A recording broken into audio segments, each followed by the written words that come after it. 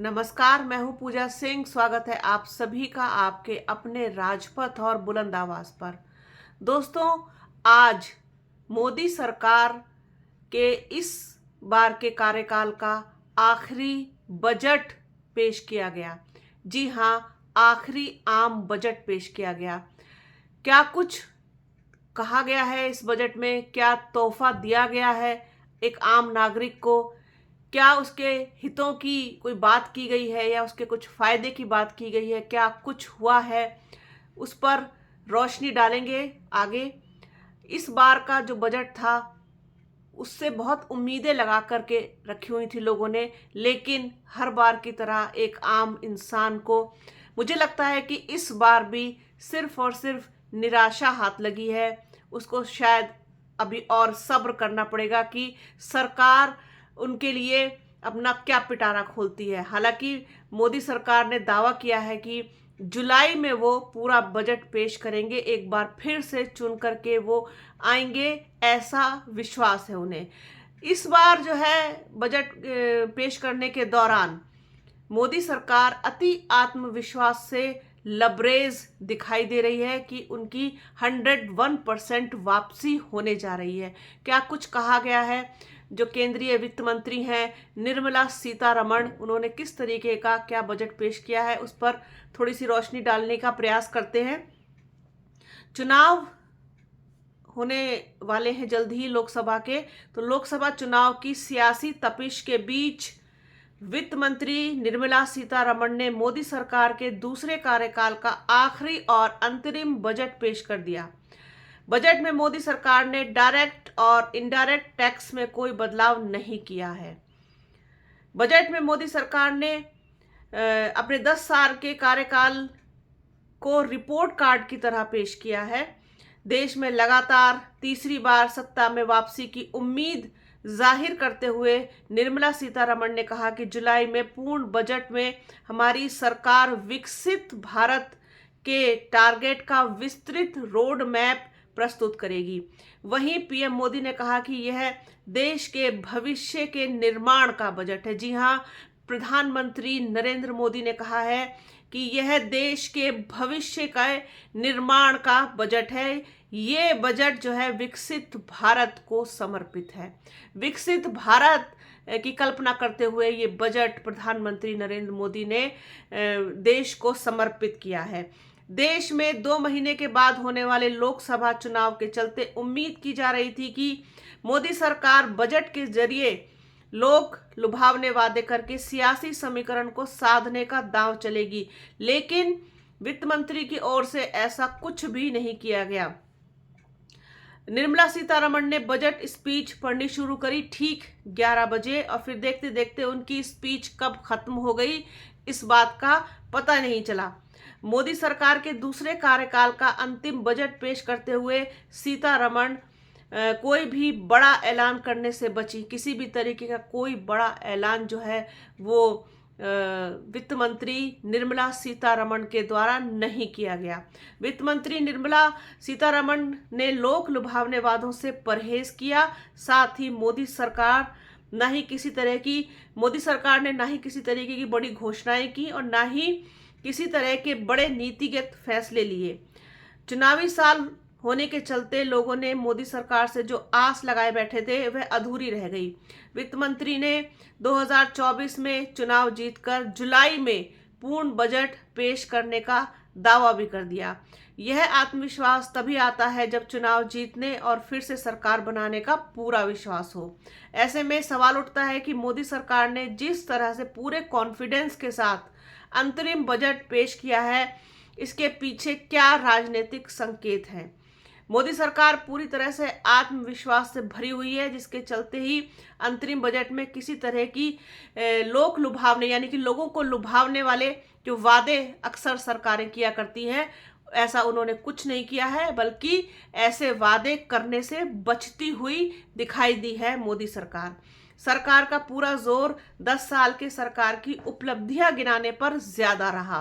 वित्त मंत्री निर्मला सीतारमण ने जरूर रेलवे से लेकर अन्य सेक्टर में प्रोजेक्ट को लेकर मोदी सरकार ने अपना विजन रखा है। वित्त मंत्री ने निर्मला सीतारमण अपना छठा बजट पेश करते हुए सबको चौंका दिया, क्योंकि यह उनका अब तक का सबसे छोटा भाषण था। अंतरिम बजट में सीतारमण ने सस्टेनेबल ग्रोथ पर फोकस किया। वह किसी भी बड़ी जन कल्याणकारी योजना का ऐलान करने से बची। लोकसभा चुनाव के चलते लोगों को उम्मीद थी कि निर्मला सीतारमण अंतरिम बजट में कुछ बड़ा धमाका कर सकती हैं, लेकिन उन्होंने ऐसा कुछ भी नहीं किया। मोदी सरकार ने अंतरिम बजट के जरिए बड़ा सियासी संदेश देने की कोशिश की है। लोकसभा चुनाव जीतने के लिए, वो लोगों को लुभाने के लिए बजट के जरिए चुनावी हथकंडा अपनाने का दांव नहीं चलेगी। इस तरह से यह भी संदेश देने की कोशिश की गई है। मतलब कुल मिलाकर ये कहने का प्रयास किया गया है इस बजट के माध्यम से कि किसी भी तरीके की कोई बड़ी घोषणाएं नहीं, किसी भी तरीके की बड़ी जन कल्याणकारी और लोगों को जिसको देख करके कुछ लालच आए, कुछ लोगों को लुभाने वाली चीज़ें हो, इस तरीके का हम कुछ भी जो है लेकर के आने वाले नहीं हैं। ना ही इस तरीके का कोई दांव चलते हुए दिखाई दिए। तो साफ तौर पर ये संकेत है इस बात का कि कोई भी राजनीतिक वादा इस तरीके का जो लोगों को अट्रैक्ट करे वो हम नहीं कर रहे हैं। हम एकदम साफ सुथरा जो है बजट लेकर के आए हैं और अपनी साफ सुथरी छवि को मोदी सरकार ने आम लोगों के सामने रखने का प्रयास किया है। मोदी सरकार अंतरिम बजट के मंच का इस्तेमाल नहीं करेगी, बल्कि लगातार तीसरी बार सत्ता में लौटने के बाद जुलाई में पूर्ण बजट पेश करेगी। तब वो अपना रोड मैप रखेगी। उस समय सरकार अपना विजन भी रखेगी और उसको क्लियर करेगी। उनको पूरा विश्वास है, आत्मविश्वास मतलब उनका चरम सीमा पर है कि वो तीसरी बार सत्ता में वापसी करेंगे। मोदी सरकार को देश की मौजूदा सियासी हालात में अपनी सत्ता में वापसी की पूरी उम्मीदें दिख रही हैं, जिसके चलते सरकार आत्मविश्वास से भरी हुई है। पीएम मोदी के सियासी कद का विपक्षी खेमे के पास कोई नेता नहीं है। अयोध्या में राम मंदिर बनकर तैयार हो रहा है, जिसे लेकर देश में अलग तरह का माहौल है। माना जा रहा है कि राम मंदिर का सियासी असर अप्रैल में होने वाले लोकसभा चुनाव में भी दिखेगा, जिसका फायदा बीजेपी को मिलने की पूरी उम्मीद है। इन दिनों देश के गांव-गांव, गली-गली और शहर-शहर में अयोध्या में बन रहे भव्य राम मंदिर का मुद्दा छाया हुआ है। राम मंदिर के इर्द गिर्द बीजेपी 2024 का चुनावी एजेंडा भी सेट कर रही है और हिंदुत्व व राष्ट्रवाद की बिसात बिछाने में जुट गई है। राम मंदिर अयोध्या में भव्य तरीके से बनकर तैयार हो रहा है, जिसका उद्घाटन पीएम मोदी ने कर दिया है। अब ज्ञानवापी मामले में हिंदू पक्ष को बड़ी सफलता हाथ लगी है। जिला अदालत ने ज्ञानवापी परिसर में स्थित व्यास जी तहखाने में 31 साल के बाद पूजा की अनुमति दे दी है, जिसके बाद देर रात ही प्रशासन ने पूजा अर्चना शुरू करा दी। ज्ञानवापी का सर्वे भी पूरा हो चुका है और मामला अदालत में है। ऐसे में राम मंदिर और अब काशी के ज्ञानवापी का सियासी प्रभाव भी 2024 के लोकसभा चुनाव में उत्तर भारत के राज्यों में पड़ेगा, जिसका लाभ बीजेपी को मिलने की उम्मीद है। जातियों के सहारे लोकसभा चुनाव की नैया पार करने की प्लानिंग कर रहे विपक्षी गठबंधन को बीजेपी के राम मंदिर और ज्ञानवापी जैसे बड़े मुद्दों से जूझना होगा, उनका सामना करना होगा। मोदी सरकार की अपनी सोशल इंजीनियरिंग है, जिसके लिए वो जानी जाती है।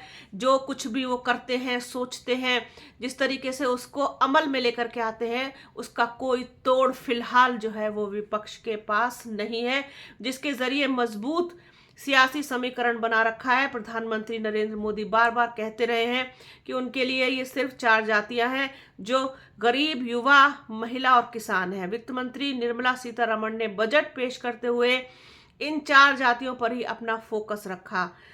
सीतारमण ने गांवों, किसानों और महिलाओं के लिए कई घोषणाएं की। उन्होंने कहा कि केंद्र सरकार गरीब, महिलाएं, युवा और अन्नदाता पर सबसे ज्यादा ध्यान दे रही है। उनका जीवन अच्छा बनाने के लिए सरकार पूरी कोशिश कर रही है। गरीब का कल्याण ही देश का कल्याण है और हम गरीबों के लिए काफी काम कर रहे हैं। महिलाएं और युवा मतदाता प्रधानमंत्री नरेंद्र मोदी के विशेष समर्थक वर्ग के रूप में उभरा है। 2024 और 2019 के लोकसभा चुनाव में बीजेपी की जीत में महिला और युवा वोटरों की अहम भूमिका रही है। ये बात तो हम सब बहुत अच्छे तरीके से जानते हैं कि महिलाओं की बड़ी भूमिका रही थी 2019 में बीजेपी को वापस लेकर के आने में। साथ साथ उत्तर प्रदेश में भी 2022 का जो इलेक्शन हुआ था उसमें भी महिलाओं ने एक बड़ी भूमिका निभाई थी इनको सत्ता में वापसी करा करके। साथ ही साथ यूथ ने, युवा वोटर्स ने भी इनको खूब जमकर वोट दिया था। जबकि देश में महंगाई, बेरोजगारी और उत्पीड़न का मुद्दे मतलब चरम सीमा पर है ये सब चीजें, उसके बावजूद जो हमारा यूथ है और महिलाएं हैं उनके लिए भारतीय जनता पार्टी का धर्म का एजेंडा ही सबसे ऊपर है। रही बात बजट की, तो इस बार भी ये बजट आम लोगों के लिए नहीं, मध्यम वर्ग के लिए नहीं, निम्न मध्यम वर्ग के लिए नहीं, मुझे तो ये कहीं से कहीं तक भी किसानों के लिए, गरीबों के लिए, मजदूरों के लिए भी कहीं से कहीं तक भी नहीं दिखाई देता। कुल मिलाकर के एक बार फिर से लॉलीपॉप थमा दिया गया है जनता को कि आप इस लॉलीपॉप को लेकर के खुश रहिए और एक झुंझुना है उसको बजाते रहिए। तो ये बजट के ऊपर एक छोटा सा आकलन था, सोचा अपने दर्शकों के साथ कुछ शेयर किया जाए। तो बने रहिए राजपथ और बुलंद आवाज के साथ। हमारे चैनल को लाइक कीजिए, शेयर कीजिए, सब्सक्राइब कीजिए, बेल आइकन जरूर दबाइएगा। अपना और अपनों का बहुत ख्याल रखिए। जल्द मिलूंगी आपसे एक नए वीडियो में एक नए मुद्दे के साथ। तब तक के लिए जय हिंद।